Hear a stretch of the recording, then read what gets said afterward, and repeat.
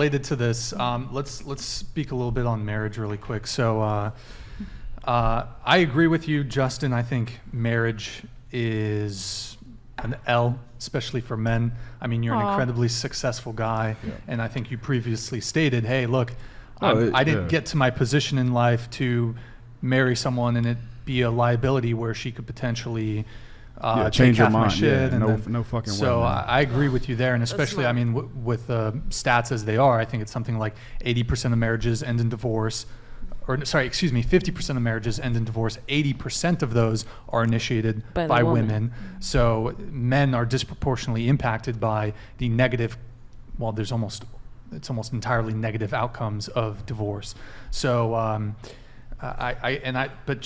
Chase, I know we've kind of had a back and forth on the whole marriage thing, and I think kind of my point is that you could have a long-term, even life partner with someone and not get married to them. And I mean, I think the two things I'd point to recently, granted this one isn't as strong of a case as I previously thought, but you look at, for example, what happened with Steven Crowder. Now there's been some videos that came out and that don't exactly paint him in the most flattering light, but you know, Steven, it makes it easy to understand why his wife would leave. Yeah. Now, granted, it's a 3-minute clip of an otherwise multi-year long marriage. People have bad days. He doesn't look good. Granted, he does not look good in that moment. But you look at the context of his marriage. They were both virgins, both religious. Even they got divorced. We have you. You're a Brian. I gotta say something. Hold on. You're ex-pastor. I imagine you were quite pious when you were a pastor. You got married, I assume, to a pious man. Were you when you got married? Were you both virgins? I don't know if that's too prying, but no, we were not. But you were both deeply religious, and so I look at that, and I look even at a deeply religious person where. You know, there's people who are agnostic or who are secular who get married, and it would occur to me that people that are religious have even like at least logically you would think, well, there's the religious component to marriage, so those are potentially stronger. But you look at, I mean, and I looked at the data. I think religious people edge out secular people a little more in terms of staying together, but. It still ain't looking great, even for people who are religious. Brian, the data on people who are actually attending church and they take the religion seriously, they don't just call themselves Christian. There's a big difference in those data sets versus the people that actually take it seriously, right? And to call her marriage pious or to call Crowder's marriage pious is not actually fair to people that are truly honoring what the Word of God tells us to do. For example, no offense, but female pastor. Not living in alignment with the Word of God, right? Paul was clear. We're not supposed to have female pastors. Okay, so that's not an example of piety. Steven Crowder, right? The way that he was speaking to his wife. Look, it's one moment in time. It's 3 minutes. It's there's no way to extrapolate that out to the rest of their lives with certainty. But if those 3 minutes were a representation of the rest of the way that he was approaching his marriage, it's like. That's not how we're called to treat our wives when we're serious about our walk with Christ. You know, like he was speaking to her in a very aggressive and like, I don't know, man, like she was just asking to like use the car and go get groceries and stuff. And the way he was speaking to her was so like condescending and rude, and he was treating her like shit. You know what I mean? It's like, I watched that clip and I'm like, I'm not surprised she wanted to leave him. If I was a woman and I had been with a guy like that for years and he had been treating me like that for years, I'd be like, yeah, I probably, want to get out of this marriage, right? It's like, it's verbal abuse, but there's a difference between that versus somebody who is actually striving to live by the tenets of the Word of God and who is loving their wife as he loves himself and who is sacrificing for her and who treats her like gently and with compassion.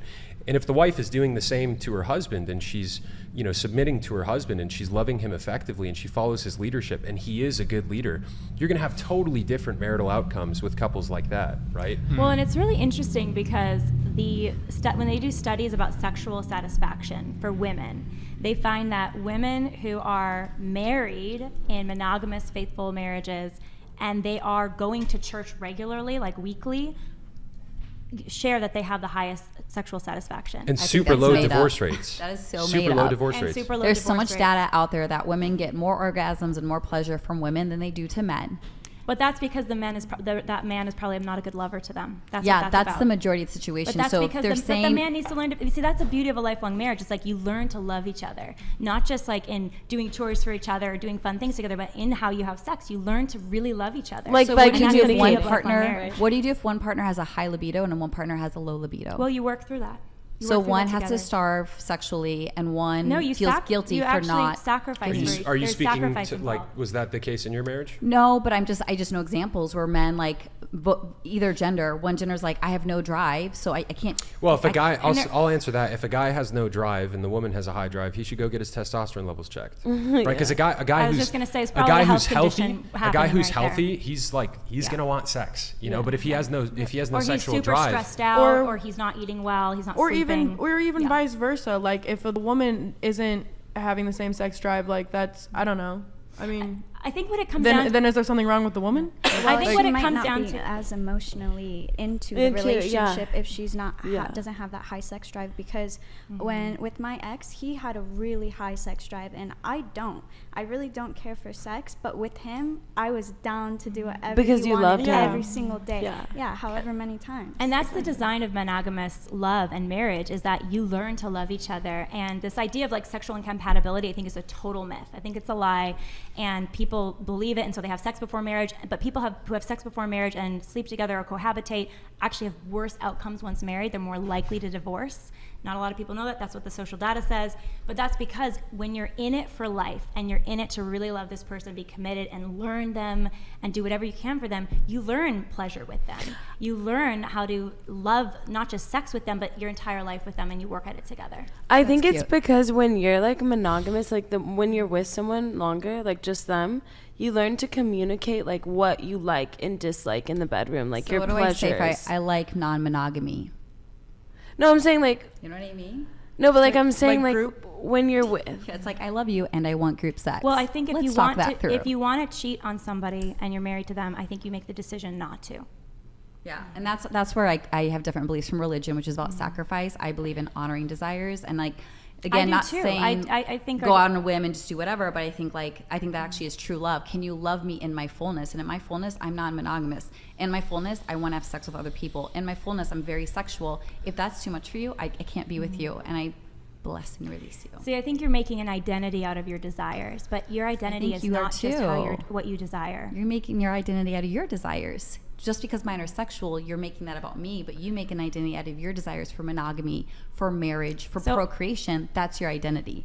I see We what all you're- make our identities around our desires. It's not just for I sexually weak think people. there's a lot of truth to what you're saying. The question is, what desire? Will you be defined by your sexual impulse and urge, or will you be defined by something much bigger, a or are you transcendental controlled, like love? or is your identity based on controlling your desire? I It's think like, to me, I think it's that's about, actually harmful. It's about channeling it. It's about channeling it. That's what I do. I channel it to all the people I love.